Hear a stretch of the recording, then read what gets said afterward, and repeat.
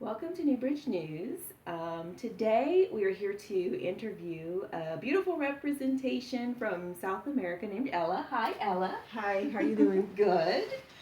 So we're just going to jump right in with you, and I wanted to ask you where specifically in South America you are from.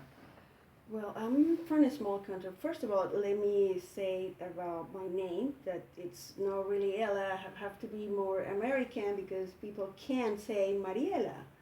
So I find a way to say, you know what, I'm exhausted to spelling my name all the time, and people at the end call me Maria when it's not even close. So I decided to be Ella, which is better for people and doesn't bother me, so it's going very well so far. Venezuela is a country between in South America and North South America. I don't know if you see a map one day, you can see the top of South America and down south. So Venezuela is on the top between Brazil and Colombia. Of course, it's very small. Maybe it's popular now because we have a terrible government and people talking about that all the time. Unfortunately, we are not famous for another reason more than the insecure and the bad government that we have right now. But yeah, that's Venezuela. Okay. So do you prefer to be called Hispanic, Latina, Venezuelan, or does it even matter to you? I would love to be called Venezuelan because it's my country. I mean, I'm born and raised there, but it's hard for people who doesn't know anything about Latin America understand that it's not just one continent, one country. It's different. So if people call me Hispanic, I really don't take personal. I get it. I'm not from here. I'm not planning to be. I'm always going to be different, and that doesn't bother me at all. So if I have to pick between Latina and Hispanic, I would say Hispanic sounds better. Okay. Okay. Yeah. What do you think the difference is between being in South America and being here in America? Do you see any difference in the people Oh or the yeah, behaviors? absolutely, absolutely. Well, I will say that not everyone is made to be an immigrant. Mm-hmm. So I know people who they feel that they don't fit because the language, the culture, the way how is the people they take. Sometimes they take personal. In my case, I feel in home since the first day, even with all the problems. After what almost 15 years here, I always feel like this was my right place to be. I always feel like I fit them here. I know I like it because it's rules. Even when I'm not agree, sometimes that I feel are unfair, I like it because I believe that to to be in a society you have to follow the rules. Mm-hmm. Unfortunately, in my country, it's not that way.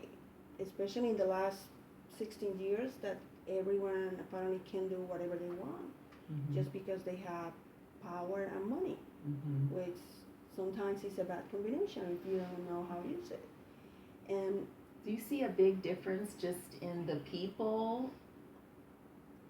well, the culture is different. Obviously, I Mm-hmm. will say that Latin American people is like more outgoing. I mean, more spontaneous for some stuff. I notice a lot of time at work that I always say something and people look at me like, "Oh, did I say something wrong? Oh, that's politically incorrect. Oh, I'm sorry, but I have to say it.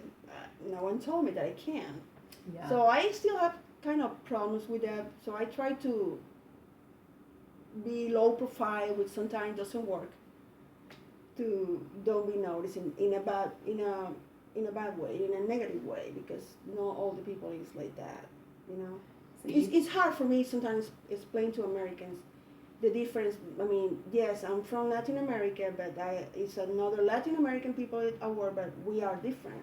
Especially people who came here very young, like kids, or people who born here and it's just the first generation, but they still have the language, Mm-hmm. some traditions. Mm-hmm. But in my case, I just try to combine what I like to about my culture, uh, trespass that to my son, or keep it for me when it's especially in the holidays. Some holidays, one of the holidays, for example, that I really like about being here is Thanksgiving. We don't have Thanksgiving. We don't know what is Thanksgiving. We just celebrate Christmas. So far, when I used to live there, Christmas was fantastic until I moved here, and I learned more about Thanksgivings. And if I have to pick one of my favorite holidays is Thanksgiving. Okay. Do you think that Americans stereotype someone who's from Latin America? Yes. How do you Unfortunately, and I think it's for wrong information. I believe it's because they don't take time to know more about that person. So they assume, first of all, if they speak Spanish, oh, that's Mexican, for example, which is completely wrong. First of all, Mexican is not a language; it's a nationality, and some people don't know that, unfortunately. And I'm not saying it's nothing to do with the nationality; it's nothing to do with the language. I believe that it's good people and bad people around the world. It's nothing to do with the way how you be raising. I mean, you always have the opportunity to change that. I told my son all the time, you have the power to do whatever you want. Make sure it's always good what you want to do. You want to help people, you can do it.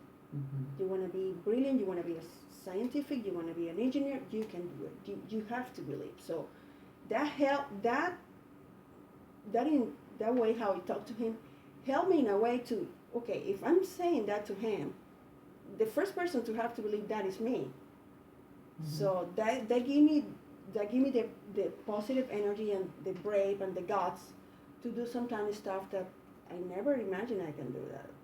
Never crossed my mind. But unfortunately, I believe it's general because in my case, I have the same concept. Say not all American people is bad. It's good people and bad people. You just have to see the news. Not everyone is a killer. Not everyone is a bad person. Not everyone is like the people that treat us sometimes with no education at all. No, everyone is like that. So I believe they have to do with the concept that we are so judgmental sometimes, and we are not open at all. In a way, maybe have to be connected with the society or the church, the network that you have, if you are open or not. In my case, if I have the opportunity to help someone, I do it. I'm not expecting that these people do the same for me. I just do it just because it makes me feel good. But I know everyone is like that. People sometimes do it expecting something. I'm going to do it because I know tomorrow, I don't know, maybe I need you, maybe not. But I prefer to do it. So if you're going to start doing stuff like that, eventually it's not going to work because that's not, in my mind, that's not how it works, in my opinion. Now, when you do business, Ella, like when you go to the bank or you go to the grocery store or you go to the doctor's office, do you feel that they're embracing your culture there, or they make you feel included, or is there a difference, you think? I will say that since I moved here in 2012, people here are very friendly.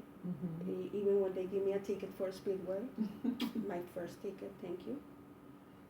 They're so friendly. I mean, they are doing their job. I mean, I was mad. Yeah, it was my fault, but they are doing their job.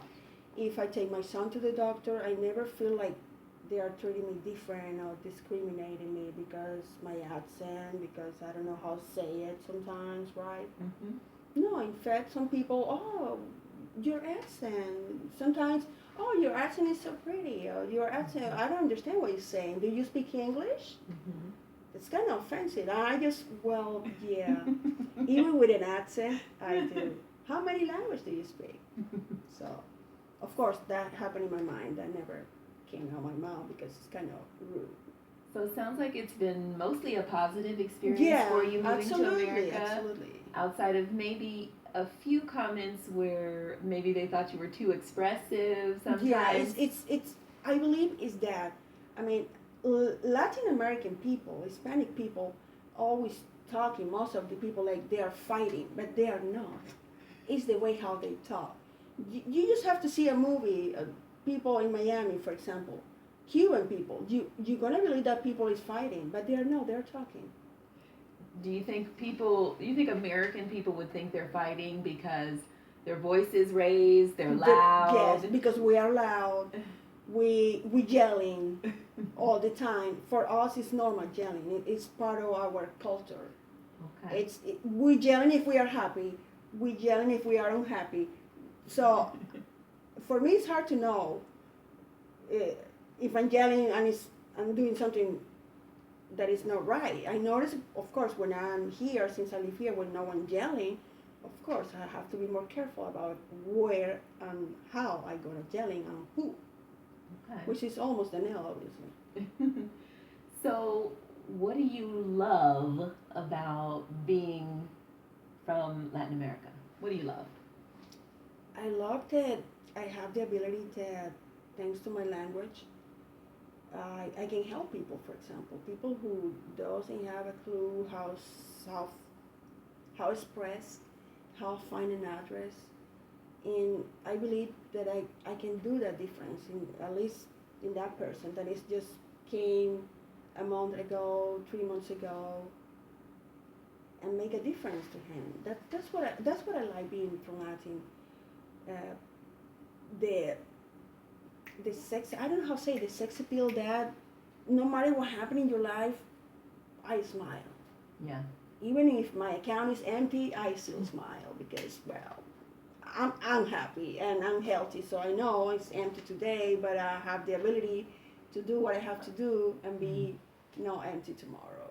Okay. Besides Thanksgiving, is there anything else that you love about America Yeah. or Americans? Well, I will say that the 4th of July is another one. That's my second on my list. Because we have Independence Day, but here it's like, oh my God, people is really excited because America is having another birthday. For us, it's just another regular holiday. It's no big deal. Yeah, actually, in my country, it's after 4. It's the 5th. So now, since I live here, I make like a double celebration. But that doesn't happen when I used to live there. What do they call your Independence Day on the 5th? Is there a name for the celebration? Well, we or? call Independence Day. It's Cinco de Julio. Okay.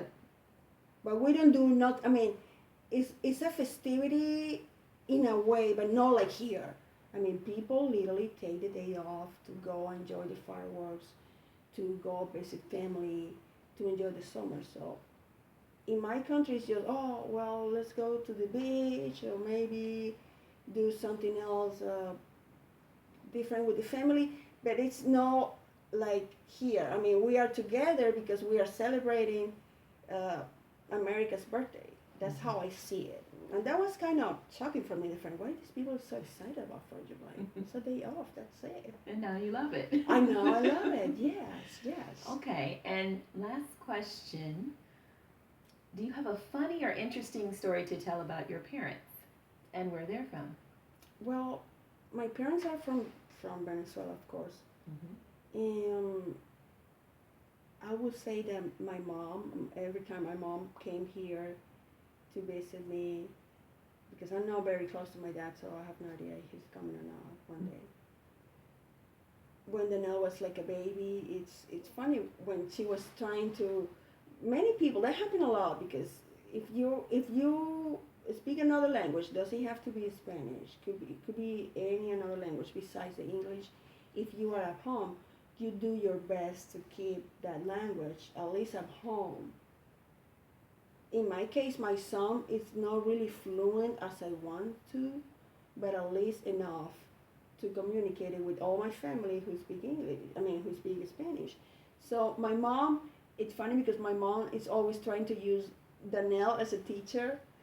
And I told, could you please stop doing that? Because I'm trying to, Danel, don't lose the Spanish that he has. And, well, but Danel speaks so well English, of course, because he born here. You have to understand something, Mom. Your English is never going to be like Danel because you're always going to have an accent. So you just have to embrace the situation. And if people understand what you're saying, that's the goal. So when my mom comes, almost most of the time when she's trying and she sounds like robotic, but it's kind of funny, and then I enjoy it. Especially some kind of words that I say wrong. I'm not gonna say. I'm just gonna spell it recently my son, I was trying to talk to him about how important it is to be concentrated at work, at school. Now that he's in 7th grade, I expecting that he keep the grades in the same situation, A's and B's, talking about that. And then I say FOCUS. So sounds like a bad word, so I'm not gonna say it because I'm not sure when I say it right and when I'm saying it wrong. I was saying it in front of my son, and my son, did you just say a bad word? I said, no. You were saying focus. Yeah, but and he didn't understand that that's what you were saying. Exactly. And I say like 27 times, and he was cracking up, laughing about me. I said, okay, I'm not gonna say it anymore. Let's use concentrated. Let's use concentrated, and you're gonna be commitment and do your best to do good grades at school. So every time that happened a lot. I use a translator in my phone because sometimes did I say it right? Did I say it wrong? I'm asking myself all the time. You're not sure if you pronounced it right in the way that Americans So when would say people it. don't say my name, I really don't mad because I know because you know how hard it is. It is to say things the right way. Yeah, because the pronunciation is completely different. It's completely different. And English is more easy than Spanish. I'm glad that I learned in Spanish first. Okay. Because I have a lot of people, can you teach me a couple of words? Well, yeah, but at least you have one word and it's different things depending on the sentence. We use for that word like 5 or maybe 10. So you have to be very prepared if you really want to learn. Okay. Well, I just want to take a moment to thank you, Ella, for this wonderful interview. Thank you. And thank you all out there for watching Nubridge News. I'll see you next time.